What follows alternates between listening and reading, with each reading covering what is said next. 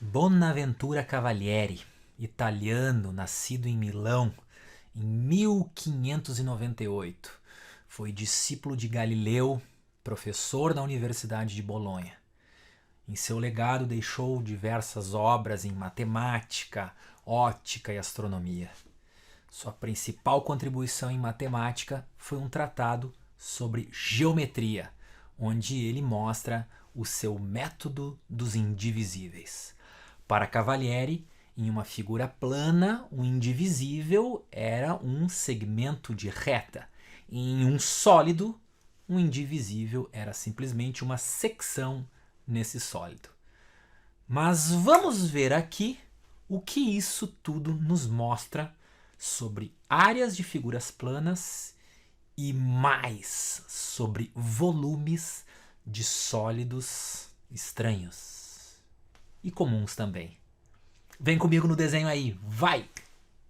Pensem nesse primeiro retângulo aqui, tá? Com uma área MG, obviamente, base vezes altura, e agora pensem em distorcer esse retângulo, né? Dar uma curvada nele. Ele continua com a mesma área, então vocês percebem essas duas figuras, o retângulo e essa outra figura torcida, duas figuras com a mesma área, e aqui a gente pode ver o que são os chamados indivisíveis. Vejam um segmento vermelho, que eu estou pintando de rosa agora, de comprimento G, e aqui embaixo, na figura distorcida, aparece o mesmo segmento.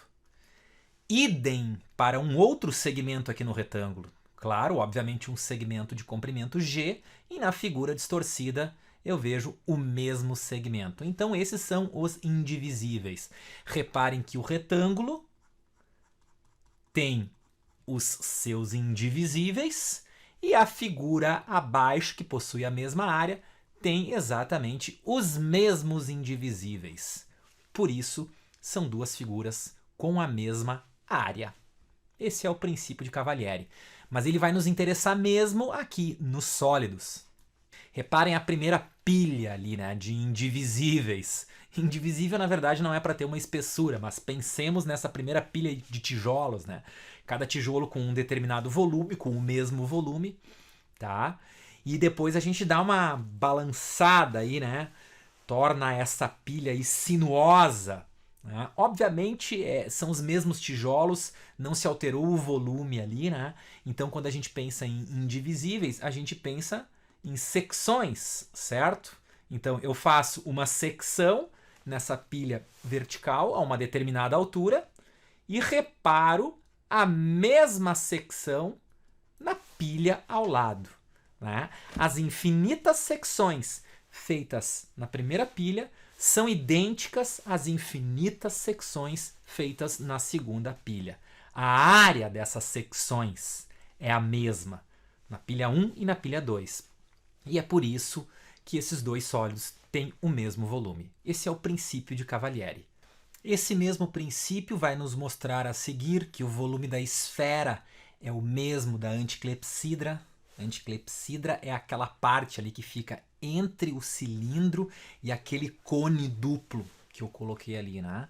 Então, o que acontece? A gente faz uma secção à mesma altura na esfera e na anticlepsidra. Vocês percebem aí no desenho essa parte azul, né?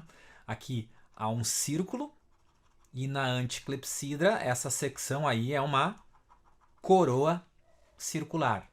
Então, por uma matemática bem elementar, a gente consegue provar que a área do círculo é exatamente igual à área da coroa circular, independentemente da altura onde a gente faça a secção. Então, pelo princípio de Cavalieri, a gente consegue confirmar aí que essa anticlepsidra tem o mesmo volume da esfera e vice-versa. E é esse princípio que nos garante que esses dois sólidos aqui em cima têm o mesmo volume. Desde que, claro, eu escolha uma altura e pense numa secção. A secção do primeiro sólido tem que ser igual à secção relativa à mesma altura no segundo sólido. Então eu tenho um triângulo de área A, aquela outra figura curva no sólido verde ali tem que ter a mesma área A. Isso acontecendo ao longo de todo o sólido, pelo princípio de Cavalieri, esses dois sólidos têm o mesmo volume, ou seja, volume área da base vezes altura. E aí não importa se o sólido é reto ou oblíquo. Falou aí, moçada? Então, vamos lá fazer uma calculeira aí em cima de volumes. É isso aí, forte abraço!